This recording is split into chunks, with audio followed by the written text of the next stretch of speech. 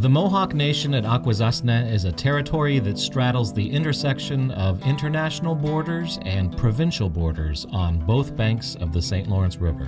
I remember my uncle and my father telling me about the boundary, when the first boundary came here. And I believed them because they told me in my language.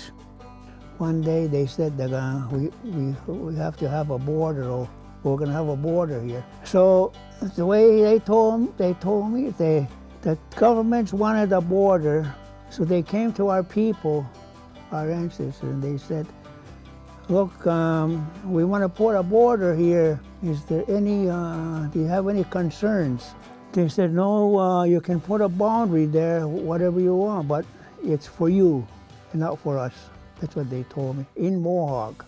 Most of the land and population are in present-day Canada, with a small portion also in the United States. But though divided by an international border, the residents consider themselves to be one community. When they first started pushing the borders on us, it didn't seem like it was so complicated. They understood, it seemed like they understood what our situation was. We lived in a three-county area, you know, and it's Quebec, Ontario, and the United States, so we had to go across.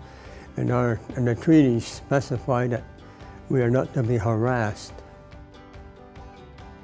The council also got together with the three councils, the American Tribal Council, the Mohawk Council, and the so-called Nation Council, and we sat down with the Seaway, and we got bridge passes for everybody at that time.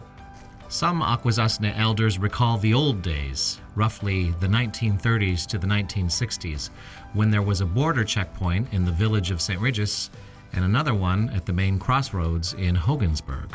It's the first I remember, because I heard that there was one in St. Regis too. I don't remember that one, but they had our CMP there in St. Regis. There was an agency building over here, right across from the post office. His name was Mr. Green. They used to sit in a chair and sit back like this against the building. You wouldn't even stand up enough to see who it is. Where are you coming from? St. Regis. Okay, go ahead. Some people also recall the imaginative ways that Akwesasne came up with to transport their goods to and fro. These people were sneaking cattle across the border, and so one day they had a break, and the head of he had hired hands. He says, today we're going to go and, he says, we're going to buy 15 pairs of boots. So one of the guys says, why so many pairs? There's only 4 of us. He says, what we're gonna do is, before we take these cows off the barge, we're gonna put these boots on there. He says, so when they walk, they won't see the track. The boundaries don't see the track. They go. And also imaginative ways to deal with the prohibition. My grandmother, Agnes Jacobs, had a hotel. The hotel's not right there now, but there was a hotel right on the border. Half of it was on the American side, half of it was on the Canadian side. And of course, she sold beer, and all her guests, when she heard that the Mounties were coming over, they'd shove all the beer on the American side.